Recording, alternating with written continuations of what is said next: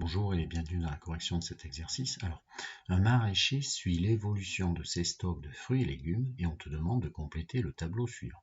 Alors, comme tu peux le voir ici, tu as tes fruits et légumes qui sont en ligne et puis en colonne, tu as le stock initial, le stock final, l'évolution que ça représente en pourcentage, de passer du stock initial au stock final, et le fameux coefficient multiplicateur qui va traduire ces évolutions. Alors en fait, tu dois compléter chacune des lignes suivant ce qu'on te donne. Alors, moi je te rappelle la petite égalité, on va dire de bon sens, c'est qu'en gros ton stock initial, quand tu le multiplies par le coefficient multiplicateur associé à cette hausse ou à cette baisse, et bien ça te donne ton stock final. Voilà l'égalité. Je vais te les écrire à chaque fois, juste en dessous, là tu vois ici, à chaque ligne, de façon à mieux t'expliquer. Voilà.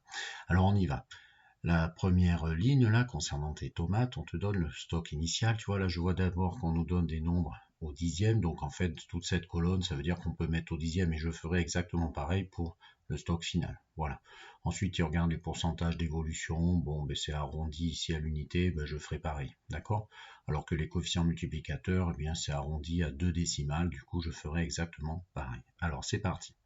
Pour les tomates, on a 45,2 kg initialement. Ça, c'est inconnu, c'est-à-dire le stock final. L'évolution est inconnue, mais on te donne le coefficient multiplicateur. Alors, le coefficient multiplicateur, quand tu l'as, ben, c'est très simple. Ici, je vais te mettre l'égalité à droite. Eh bien, je vais compléter, si tu veux, stock initial par 45,2. Coefficient multiplicateur, je l'ai. Donc, je peux, en faisant cette multiplication, ce que je t'affiche, trouver ce qui me manque, ou ça, eh bien, si tu regardes bien au niveau du stock final. Du coup, le stock final, eh bien, ça fait le calcul, 45,2 fois 1,2.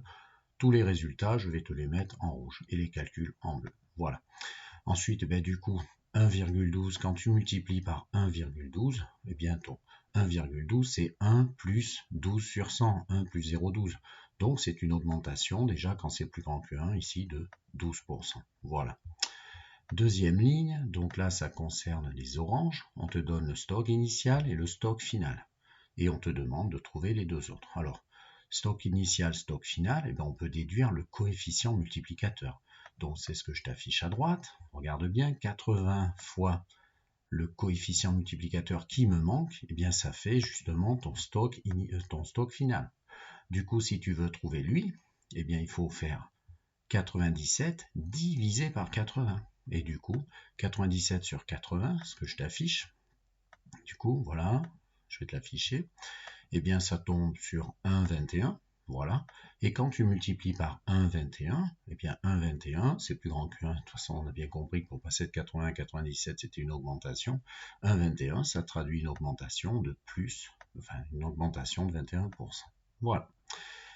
La ligne des citrons, tu n'as pas le stock initial, tu as le stock final et tu as le coefficient multiplicateur. Donc, on peut faire ça soit dans un sens, c'est-à-dire trouver l'évolution, soit trouver le stock initial. Comme tu veux, alors moi je te propose de mettre ma petite égalité, donc toujours pareil, le stock initial, je ne le connais pas, c'est là qu'est mon point d'interrogation, mon inconnu, et si je le multiplie par 0,6, eh bien ça donne mon stock final, c'est-à-dire ici 12. Donc en fait, si je veux déduire ici le stock initial, il suffit que je fasse 12 divisé par 0,6. Et du coup, c'est ce que je t'affiche à gauche. Donc 12 divisé par 0,6, tu mets ça dans la machine, ça fait pile 20. Donc ça veut dire que ton stock initial était de 20.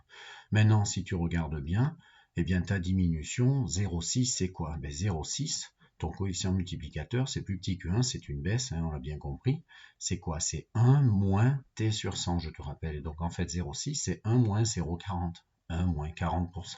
Et donc, quand tu multiplies par 0,6, ça revient à baisser de 40%. Avant-dernière ligne, les oignons. Alors les oignons, on te donne 16 en stock initial, on n'a pas le stock final, mais on a la baisse, ici une baisse de 8%. Et donc si tu as la baisse de 8%, tu peux déduire le coefficient multiplicateur. Ta quantité initiale, c'est toujours 100%. Si tu baisses de 8%, tu n'as plus que 92%. Donc le coefficient, c'est 0,92. Voilà. Ensuite, il nous reste à déduire quoi? Le stock final. Du coup, je mets ma petite égalité à droite, voilà. Bien tout simplement en remplaçant stock initial fois coefficient égale stock final, tu n'as plus qu'à faire 16 fois 0,92 pour finalement trouver ton stock final. Voilà. Dernière ligne pour terminer cet exercice. Donc là, on te donne le stock final, l'évolution, ben, tu sais quoi, on va faire exactement pareil que précédemment. Je vais traduire ça en pourcentage, en coefficient multiplicateur. Si on me fait une baisse de 20% de mon 100% initial, ben, c'est qu'il me reste les 80%.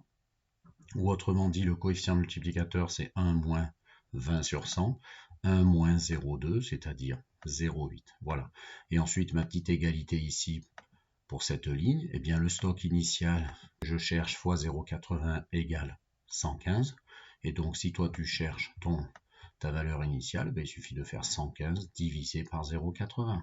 Et donc, 115 sur 0,80, je fais le calcul, je le mets dans la machine, ça me donne une valeur approximative de 143,8. Voilà, ce qui clôture cet exercice. Au revoir.